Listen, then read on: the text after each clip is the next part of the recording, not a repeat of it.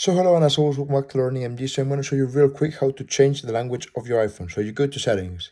Here you go downwards and you go, as you can see, it says general accessibility. Well, you go to general. Here, if you go downwards, it says language and region.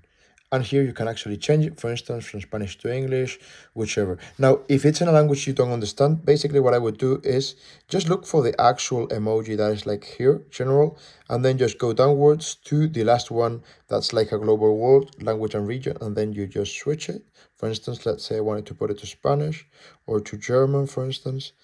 You want to continue, apply, and now you've just changed your language to German, okay? So as always, if you've got any questions, just let me know in the comments. And as always, thank you very much for watching. And if you like this video, please give it a thumbs up and subscribe to our YouTube channel because it really helps the YouTube algorithm. Right now it's changed, as you can see. Now you've got it changed and it's ready to go, okay? As always, if you've got any questions, let me know in the comments.